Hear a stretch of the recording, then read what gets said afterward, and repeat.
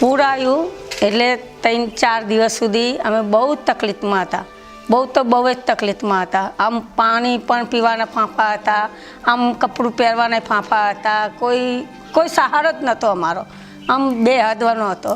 અને પૂરમાં ચડીને ઉતરવા ગયા તોય પાણીમાં ડૂબવા વાળ્યા ને પછી ડૂબવા લાગ્યા તો પાછા ઉપર ચડી ગયા તો અમે રડવા વળગ્યા. બલું લાવ્યું અમે ના પાડી કે અમારા સાપડા ઉડી જાય છે ભાઈ, અમે અહીં નહીં આવીએ, અમે અહીં બેઠા છે, બહુ સારું છે. અને અમે પછી પાણી ઉતરશે, અમે પછી નીચે ઉતરશું, પછી અમે થરાહામું જાશું. પછી થરાહામું ચાલ્યા, પછી પાણીના પૂરમાં મકાન પણ પડી ગયા. અમને કોઈ સહારો ના મળ્યો, કાંઈ ના મળ્યું. ઢોર ઢાંકર માણસ પણ તણાવવા લાગ્યા હતા. અમે એ દોનું થઈ ગયું હતું. પછી નીતનબેન અમને આવ્યા, બધા આવ્યા, નારાયણભાઈ આવ્યા, એમને અમને થોડો સહારો આપ્યો.